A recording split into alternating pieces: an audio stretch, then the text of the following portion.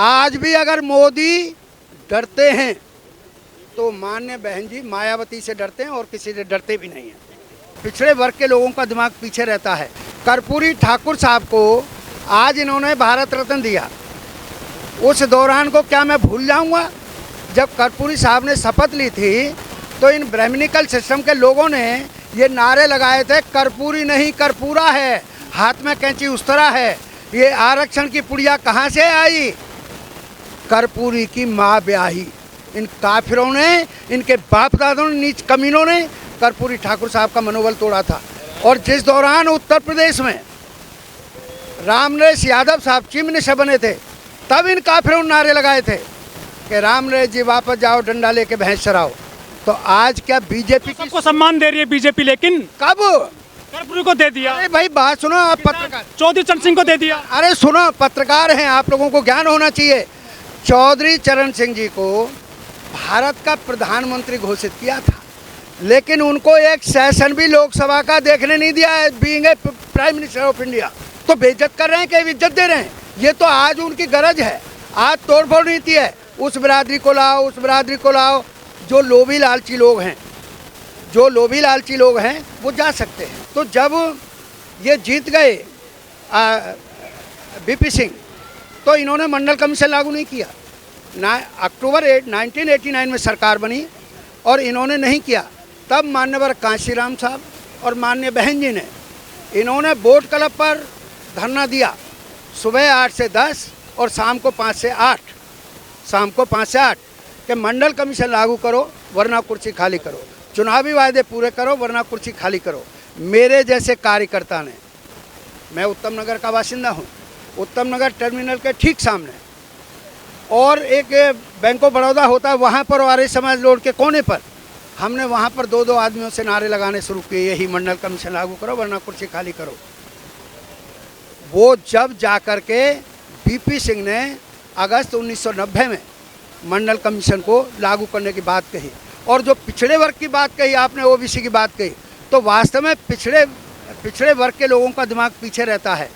गोसाई मोदी भी तो पिछड़े ही हैं। ना भैया, ना भैया, ना, उनकी हिस्ट्री में जाओ, उनकी हिस्ट्री में जाओ। जाति बदल सकते हैं क्या हमारे देश में? हैं? जाति बदल सकते हैं क्या हमारे देश में?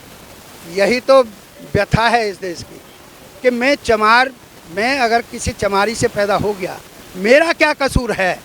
मैंने किसी भगवान को नहीं कहा था कि मुझे चमारी की कोख से जन्म देना। आज मैं आपके सामने खड़ा हूँ, MA in economics, LLB, diploma person management and industrial relationship, also train teacher, x teacher, CIB in banking. मेरे पे किस भगवान का एहसान है? पैदा किया मेरे माँ बाप ने, पढ़ाया लिखाया मेरे गुरु ने, पढ़ाया लिखाया माँ बाप ने, पैसा दे करके पाला पोसा इतना बड़ा किया माँ बाप ने। तो मेरे लिए तो कोई भगवान खुदा अल्लाह ताला कुछ नहीं है। अगर कुछ है तो बाबा साहेब डॉक्टर BR अम्बेडकर हैं, जिनकी बदौलत ये टाई सूट बूट मुझे मिल गए हैं। अब टाई सूट बूट जिसकी बदौलत मिल गए हैं, जिसकी बदौलत बोलने की क्षमता आ गई है, तो मैं उस अम्बेडकर का गुणगान करता हूँ। और चूँकि इस देश में बाबा साहेब के सिद्धांतों को फलीभूत करने के लिए अगर इस देश में कोई राजनीतिक दल है तो वो बहुजन समाज पार्टी है, वो बहुजन समाज पार्टी है। इसलिए मैं बहुजन समाज पार्टी का पदाधिकारी भी हूँ आज की डेट में। EVM द्वारा ही वो चुनाव के 4 महीने पहले ही बोल देते हैं कि हमें 400 सीटें मिलने वाली हैं। ये कहाँ से? हाँ, तो ये कहाँ से पैदा होता है? काम कर रहे हैं देश में, सीटें आएंगी उनकी। ये तो केवल जाहिरात के रूप में टीवी पर भाषण देना, भाषणबाजी करना। 80 करोड़ लोगों को हम मुफ्त में राशन दे रहे हैं। लोगों को आप काम धंधे से बोल रहे हैं कि आप घर में बैठो। बेरोजगारी एक तरफ से बढ़ रही है, प्राइवेटाइजेशन हो रहा है। जो हमारे संसद में या सेक्रेटरीट में जो सेक्रेटरी UPSC द्वारा परीक्षा देकर जो जाते हैं, तो वहाँ मोदी जी कहते हैं या मैं आरक्षण के खिलाफ हूँ, ये आरक्षण से काम का दर्जा जो है वो नीचे गिर जाएगा। जो EVM का विरोध कर रहे हैं वकील या प्रोफेसर कर रहे हैं, लेकिन जो राष्ट्रीय पार्टियां हैं, जो राजनीतिक दल हैं, वो सड़क पर क्यों नहीं आ रहे हैं? उनके नेता सड़क पर क्यों नहीं आ रहे हैं EVM को लेकर? उनको आना चाहिए, BSP तो आनी चाहिए। BSP आ रही है, बीएसपी विरोध कर रही है और हमारे वकील विरोध कर रहे हैं। वो तो सब वकील सारे आदमी विरोध कर रहे हैं, तो क्यों नहीं हटाया जाता इसका वीएम को? एमपी एमएलए तो पार्टियों के बनते हैं, आम आदमी तो सिर्फ वोट देता है। एमपी एमएलए तो उनके चमचे होते हैं, वो तो हाथ उठाए होते हैं। किसी अच्छे ग्रेजुएट को या किसी अच्छे आदमी को इन्होंने एमपी बनाया है, एमएलए बनाया है। अभी जितने भी शेड्यूल ट्राइब्स के एमएलए हैं, क्या उनको कोई अच्छे आदमी को लेकर आए? वो सिर्फ हाथ उठाए या अंगूठा लगाए आदमी को लेकर आते हैं, वो बोलेंगे नहीं।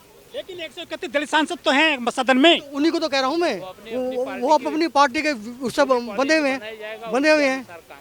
अगर वो पार्टी से अलग से उठ जाएं, उनको आना चाहिए। वैसे ईवीएम के साथ और भी बहुत सारी चीज़ें हैं। आपके रिजर्वेशन सारा खत्म किया जा रहा है, आपको सारी चीज़ें बेरोजगारी खत्म की जा रही है। अब क्या रह गया? सारे देश के बेच दिया है, हवाई अड्डे बेच दिए हैं, रेलवे बेच दिया है, और पता नहीं क्या क्या बेचेंगे। 5 साल से क्यों नहीं आए सड़क पर आप ईवीएम को लेकर? तो चुनाव आ रहे हैं सर। संगठन होने के लिए तो टाइम चाहिए ना, संगठित होने के लिए। सब बोल रहे हैं, पहले से ही बोल रहे हैं, तो अभी भी बोल रहे हैं। ये जो इलेक्ट्रॉनिक वोटिंग मशीन है, बहुत पहले हमारे देश में ये नहीं था, और उसके बाद में इंट्रोड्यूस किया। नए नए लोग हैं, सभी वोटिंग करने लगे, लेकिन कुछ सालों के बाद में उसमें परिवर्तन हुआ है और उसमें कुछ बदलाव, यानी कि चिप बना के डाल दी है। बाहर से भी आप उसको कंट्रोल कर सकते हैं। यदि आपने वोट ए नाम के से डाल दिया है तो वो बी को ऑटोमेटिकली चला जाता है। वैसी चिप के द्वारा उसकी व्यवस्था होती है, और वो व्यवस्था के कारण भारत देश के सभी जनता का उससे विश्वास उड़ गया है। लेकिन चुनाव आयोग कहता है कि ईवीएम से फ्री, फेयर एंड ट्रांसपेरेंट चुनाव होता है, कोई फ्रॉड नहीं होता है। दुनिया में, विश्व में बहुत ऐसे देश हैं जो विज्ञान में बहुत सारे आगे निकल चुके हैं, चंद्रमा पर गए हैं, और आकाश में बहुत सारा विज्ञान फार्मूला उनके पास में है, और बहुत सारा पैसा कमाया है। जापान जैसे देश को पूछिए आप कि क्या आप ईवीएम मशीन द्वारा वोटिंग का काम करते हैं? बिल्कुल नहीं करते हैं। वो कहते हैं कि आपकी हार की बौखलाहट होती है ये जो ईवीएम पे आप लगाते हैं आप। ये तो हमेशा जो जीतने वाले होते हैं, जो कालाबाजारी करते हैं, लोगों को मूर्ख बनाते हैं, सत्ता पाने के लिए कुछ भी करते हैं, और लोगों को मूर्ख बना के सत्ता हासिल करना, यही केवल उनका मकसद है। तो सारी चीज़ें खरीद लिया तो सारा चीज़ विरोध तो होना ही चाहिए। ईवीएम हट जाएगी 2 महीने में? नहीं, हटाना चाहिए। हट सकती है, क्यों नहीं हट सकती है? अगर वो चुनाव आयोग चाहे तो हटा सकता है, बिल्कुल हो सकता है। और बैलेट पेपर से कराइए, क्यों डरते हैं बैलेट पेपर से चुनाव कराने के लिए? उनको लुट जाते हैं वोट, बैलेट पेपर लूट लेते हैं। अभी तो लुट रहा है, अभी तो ईवीएम से लुट रहे हैं। वोट कहीं डालोगे, जाएगा कहीं। चुनाव के रिजल्ट आ जाते हैं, जल्दी वोट पड़ता है ईवीएम से। उससे क्या फर्क पड़ता है? अगर ईवीएम से जल्दी आ जाए तो हेरा फेरी बंद करें ना। वो चिप जो दूसरी डालते हैं या जो उससे वो करते हैं, उसको हैक कर लेते हैं, उसको अलग होना चाहिए ना, हटाना चाहिए ना। सर ईवीएम में कोई गड़बड़ होती है तो दुनिया भर की एजेंसी काम कर रही है, वो वैज्ञानिक इसमें भंडाफोड़ कर सकते हैं कि भारत में गड़बड़ है लोकतंत्र में। तो ऐसा कुछ खुलासा तो हुआ ही नहीं, अभी तक सबूत नहीं दे पाए आप लोग। वो तो हुआ है, जिस इंजीनियर ने ये खुलासा किया उस इंजीनियर का मर्डर कर दिया गया इस देश में।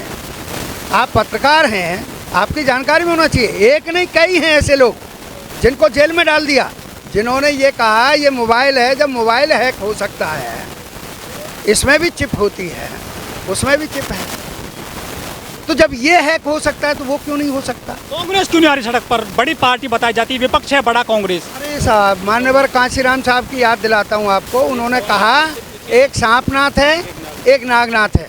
आज आप देख रहे होंगे दोनों के दोनों लोग, बीजेपी एंड कांग्रेस, एक ही सिक्के के 2 पहलू हैं, फर्क कुछ नहीं है।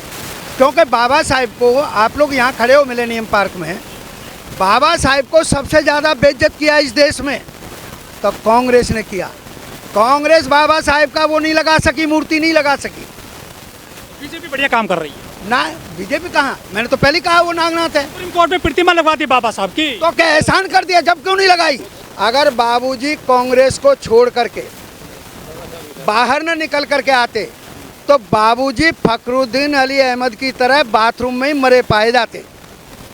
इतना बड़ा चैलेंज कर रहा हूँ मैं आपके उस पर। फखरुद्दीन अली अहमद का जैसे हुआ था बाथरूम में, ऐसे ही बाबूजी का होता। लेकिन विडंबना ये है कि कांग्रेस जे तो बनाते हैं बाबूजी और चलाता है हेमवती नंदन बहुगुणा ब्राह्मण। लेकिन जो धर्म की राजनीति हो रही है देश में, इसकी काट क्या है विपक्ष के पास में? सुनिएगा, सुनिए, इस देश का इतिहास है और मैं आपको स्टेटमेंट दे रहा हूँ, कहीं पर भी करना। इस देश का इतिहास है, किसी भी धर्म ने राजा को नहीं चलाया, राजा ने धर्म को चलाया है। जब यह इस देश में यहूदी लोग आए, शासन सत्ता में रहे, यहूदी धर्म खूब फला फूला। जब इस देश में पारसी लोग आए, शासन सत्ता में रहे, तो पारसी धर्म भी खूब फला फूला। यहाँ तक फला फूला कि इस इंडिया की लड़की को वो ब्याह करके ले गए। किसको? श्रीमती इंदिरा गांधी जी को। पारसी के साथ ब्याही थी ना वो। और जब इस देश में 620 720 ईस्वी में इस्लाम मत के लोग आए, शासन सत्ता में रहे, तो इस्लाम मत भी खूब फला फूला। यहाँ तक फला फूला कि औरंगजेब बदनाम हो गए कि ये ज़बरदस्ती धर्म परिवर्तन कराते हैं। जब इस देश में सन 1600 में ईस्ट इंडिया कंपनी आई, ईसाईयत आई, तो इधर ईसाई धर्म भी खूब फला फूला। 1996-98 में जब हिंदू मत के लोग, मुट्ठी भर लोग जब इस देश में शासन सत्ता में आए, तो आज उनका धर्म और आज उनकी विचारधारा सिर चढ़ करके बोल रही है। पत्रकार आप मेरे हो सकते हो, सोसाइटीज़ बहुजन सोसाइटी से हो सकते हो, बात किन किन की करते हो वो अलग मुद्दा है, तो उनका धर्म और उनकी विचारधारा आज सिर चढ़ करके बोल रही है। और आप देख रहे हो राम राज्य का असली तरीका देख रहे हो। शंभुक ऋषि का वध हुआ, मैं नहीं कह रहा, ये जो रामायण आप देखिएगा, सरिता मैगजीन को देखिएगा, सरिता मैगजीन के रीप्रिंट ले लीजिएगा। जिस दौरान एक ब्राह्मण का बेटा मौत हो गई उसकी बीमारी से, वो अपने बच्चे की डेड बॉडी ले जा करके राम के दरबार में जाता है और उसको दरबारी को कहता है, राम को गाली देता है, अनेकों अनेक गाली देता है, कहता है मेरे बेटे की मौत का कारण अगर कोई है तो ये राम है, उसको जा कर के बोलो। उसके राज्य में कोई शूद्र जब तब कर रहा है, तो वो दरबारी अंदर गया। उस दौरान वो अश्वमेध की तैयारी कर रहे थे, तो गुरु वशिष्ठ भी आए। राम ने उनसे पूछा, उसने वही बात दोहराई। तब वो जो है गुरु वशिष्ठ और राम दोनों तैयारी करके शंभुक ऋषि की तलाश में चल दिए। और जब गए तो उनका ऋषि, शंभुक ऋषि का जब वो मिल गया, आश्रम मिल गया, वो उधर बच्चों को पढ़ा रहे थे, तो तब ये दोनों अंदर गए, उन्होंने पानी वानी पिलाया, तो राम ने पानी पी लिया है। राम और शंभुक को पानी, उसको गुरु वशिष्ठ को पानी जब उपलब्ध कराया गया, तो उसी दौरान राम ने जब ये कहा कि मैं अयोध्या नरेश राजा दशरथ का पुत्र राम हूँ, आप किस कुल वंश के हो, तब शंभुक ऋषि ने कहा कि मैं शूद्र समाज का हूँ। तो गुरु वशिष्ठ ने वो जो पानी का बर्तन था ऐसे फेंक के मारा, बोला हमारा धर्म ही मान नष्ट कर दिया। तब राम को प्रवोक किया, तब राम ने वो वध किया। तो आज भी तो वही हो रहा है, जहाँ हत्थे चढ़ जाता है ना, जहाँ हत्थे चढ़ जाता है हमारे समाज का आदमी, बख्शते नहीं है। लेकिन सर आज राम राज्य बताया जा रहा है, हिंदुस्तान में हिंदू राष्ट्र बताया जाता है, लेकिन जो पिछड़ी जाति के लोग ओबीसी हैं, शूद्र हैं, वो तो धर्म के वहाँ पकड़े जा रहे हैं आज भी। बाबू बात सुनो, पिछड़े वर्ग का मतलब होता है कि उनका दिमाग भी पीछे है। अगर मान्यवर कांशीराम साहब न होते, अरे भाई काका कालेकर कमीशन बना, उसकी रिपोर्ट आई, रद्दी की टोकरी में डाल दी गई।